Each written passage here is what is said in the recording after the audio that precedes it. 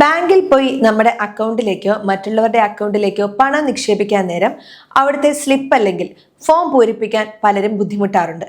കൗണ്ടറിലെ തിരക്കിൽപ്പെട്ട് form മാറിപ്പോവുകയോ തെറ്റുകൾ വരികയോ ചെയ്യുന്നത് സാധാരണയാണ്.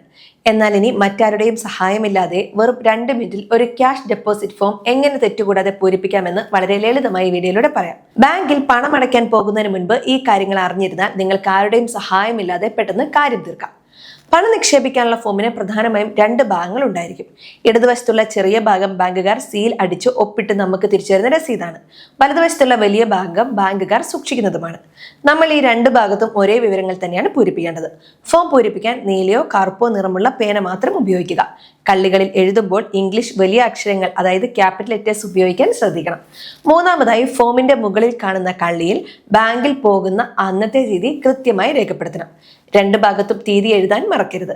അടുത്തതായി ഏറ്റവും പ്രധാനപ്പെട്ട കാര്യമാണ് അക്കൗണ്ട് നമ്പർ എഴുതുക എന്നത്. ഫോമിൽ ചെറിയ കള്ളികളായിട്ടായിരിക്കും അക്കൗണ്ട് നമ്പർ എഴുതാനുള്ള സ്ഥലം നൽകിയിട്ടുണ്ടാവുക. നിങ്ങളുടെ പാസ്ബുക്ക് നോക്കി അക്കൗണ്ട് നമ്പർ തെറ്റുകൂടാതെ ഓരോ കള്ളിയിലും ഓരോ അക്കങ്ങൾ വീതം എഴുതുക. ഒരക്കം പോലും മാറിപ്പോകരുത്. അക്കൗണ്ട് നമ്പർ എഴുതിയതിന് തൊട്ട് താഴെ ആരുടെ അക്കൗണ്ടിലേക്കാണോ പണം അടയ്ക്കുന്നത് അവരുടെ പേര് വ്യക്തമായി എഴുതണം. അക്കൗണ്ട് നമ്പറും മാറിയാലും പേര് കൃത്യമാണെങ്കിൽ ബാങ്ക് ജീവനക്കാർക്ക് അത് പെട്ടെന്ന് കണ്ടുപിടിക്കാൻ സാധിക്കും.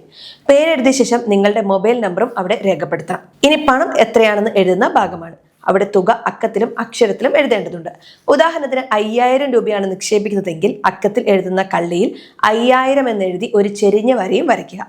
അക്ഷരത്തിൽ എഴുതുന്ന ഭാഗത്ത് 5000 ഓൺലി എന്ന് ഇംഗ്ലീഷിലോ അല്ലെങ്കിൽ 5000 രൂപ മാത്രം എന്ന് മലയാളത്തിലോ എഴുതാം. വലതുവശത്തെ വലിയ ഫോമിൽ നമ്മൾ കൊടുക്കുന്ന നോട്ടുകളുടെ എണ്ണം കൃത്യമായി എഴുതാനുള്ള ഒരു പട്ടിക ഉണ്ടാകും. നിങ്ങളുടെ കയ്യിൽ 500ന്റെ എത്ര നോട്ടുണ്ട്, 200ന്റെ എത്ര നോട്ടുണ്ട് എന്ന് നോക്കി അത് കൃത്യമായി ഗുണിച്ചെഴുതണം. അവസാനം മൊത്തം തുക അടിയിൽ കൂട്ടി എഴുതുകയും വേണം. അവസാനമായി ഫോമിന്റെ താഴെ വലതുവശത്ത് പണം നിക്ഷേപിക്കുന്ന ആളുടെ ഒപ്പ് ചോദിച്ചിട്ടുണ്ടാകും.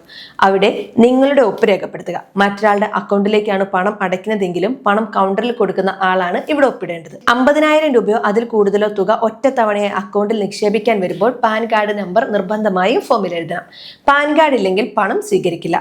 പണം നിക്ഷേപിച്ചു കഴിഞ്ഞാൽ ബാങ്കുകാർ തരുന്ന ചെറിയ രസീത് കൗണ്ടറിൽ നിന്ന് വാങ്ങി സൂക്ഷിക്കാനും മറക്കരുത്. അതിൽ ബാങ്കിന്റെ സീലും ക്യാഷ്യറുടെ ഒപ്പും ഉണ്ടായിരിക്കണം. ഒരു സുരക്ഷാ മുൻകരുതൽ കൂടി ഓർമ്മിപ്പിക്കുകയാണ്, പണം അടയ്ക്കുന്ന ഫോം പൂരിപ്പിക്കുമ്പോൾ അനാവശ്യമായി അപരിചിതർക്ക് നിങ്ങളുടെ അക്കൗണ്ട് വിവരങ്ങളോ ഫോണോ കൈമാറരുത്.